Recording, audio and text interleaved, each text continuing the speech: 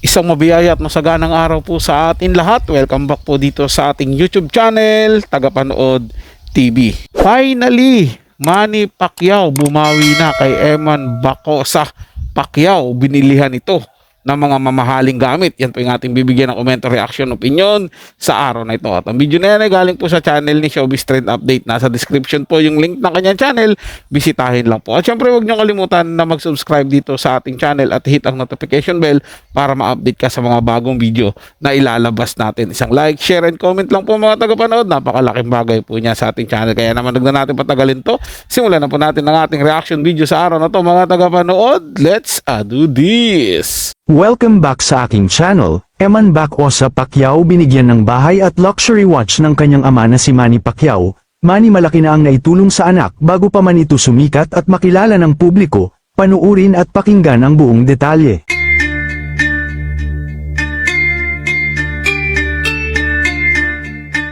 Hindi nga napigilan ng mag-react ng kampo ni Manny Pacquiao sa ilang netizens na nagsasabing pinabayaan daw niya ang kanyang anak na si Eman Bacosa Pacquiao. Nagsimulang batikusin si Manny nang mag-viral ang video ni Vicky Bello at asawang si Hayden Ko kung saan pinag-shopping si Eman at binigyan pa ng bagong relo na mamahalin ang halaga. Kaya naman dahil dito ay nagsimula ng questionin si Manny ng ilang netizen, at palaging komento nila ay bakit hindi man lang daw mabilhan ni Manny si Eman ng mga gamit at pangangailangan nito. Bukod dyan, matatandaan din na nabash ng husto si Manny nang ipinakita ni Eman ang kanilang simpleng bahay nang magpa-interview ito sa kapuso mo Jessica Soho, kung saan ipinakita pa nito ang kanyang simpleng kwarto kung saan nasa papag lang ang kanyang foam na hinihigaan.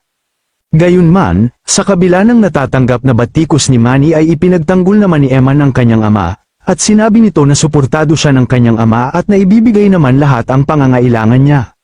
Samantala, hindi na rin napigilan ni Bernard Cloma na malapit na kaibigan ng mag-asawang Pacquiao lalo na kay Jinky, kaya naman nagsalita na ito at ipinagtanggol ang mag-asawa laban sa mga bumabatikos. Nitong December 7, ipinost ni Bernard sa kanyang Instagram story ang relong luxury na Patek Philippe na nagkakahalaga ng milyon bago pa man makilala si Eman at bago pa siya bigyan ng iba. Bukod dyan, binigyan pa daw si Eman ng apartment ni Manny sa General Santos City. Ang apartment daw na ibinigay ni Manny kay Eman ay bago pa mag-pandemic, na hindi nabanggit ni Eman sa kanyang mga interview, pero palagi niya naman sinasabi na suportado naman siya ng kanyang ama. Bagamat walang imik ang mag-asawang Manny ay alam naman daw ni Eman na sobrang laki ng pagbawi sa kanya ni Manny, maging si Jinky ay tinutulungan din daw siya. May ilang netizens naman ang naniniwala na totoo ang mga isiniwalat ng kaibigan ng mag-asawang Pacquiao, dahil kilala naman silang matulungin sa kapwa. Siguro ito lang mga naging kulang sa mga nabanggit ni Eman ang mga naibigay ng kanyang ama at naitulong ni Jinky, kaya naman nababatiko si Manny ngayon kahit alam naman ng lahat na tinutulungan siya nito financially. Kayo mga ka-showbiz, anong masasabi nyo sa ating showbiz topic ngayon? Hindi talaga natin masisisi mga tagapanood yung mga tao na batikusin si Manny Pacquiao, Jinky Pacquiao, dahil sabi nga 'di ba, matulungin sila sa ibang tao. Ito si Eman Bacosa Pacquiao, hindi yan ibang tao pagdating kay Eman, pagdating kay Sir Manny Pacquiao, dahil dugot laman niya yan. Oo, sa ibang babae lang, pero anak niya pa rin yan, mga tagapanood. Kaya dapat tutulungan at suportahan niya yan. Ito lang kasi yung nagiging palaisipan sa akin eh.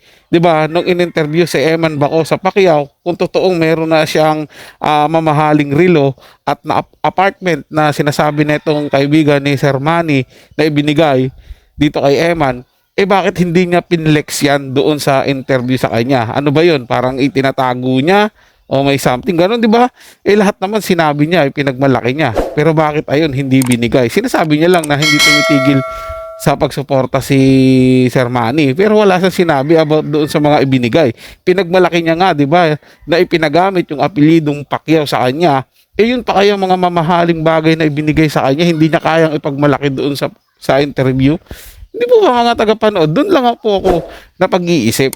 Kasi 'di ba, ito rin yun nung na-interview rin si Eman diyan sa Jessica Soho, bakit pagkatapos nun, 'di ba? O kahit nung laban sa boxing 'di ba? Bakit pagkatapos noon hindi man lang ipinamili ni Sir Manny Pacquiao ng mga mamahaling bagay o niregaluhan niya ng kotse, ng sasakyan si Eman dahil sa pagkapanalo sa boxing?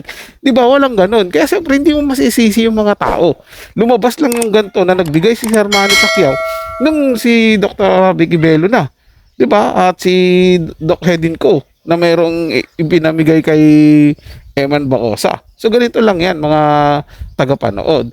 Kung talagang mayroong ibinahagi si Manny Pacquiao, 'di ba dapat ano na 'yan, mapiplex na 'yan agad. 'Di ba? Pero hindi natin alam kung ano tulong yung ibinigay, kung paano pamamaraan. Sila lang po 'yan. 'Di ba? Abangan na lang natin yung mga susunod na mangyayari dito sa buhay ni Eman Bacosa at nila Manny Pacquiao. Sila po mga tagapanood, ito ay comment at opinion lamang, wala pong personalan. Paalam po at mabuhay po kayong lahat. Maraming salamat po sa inyong panonood.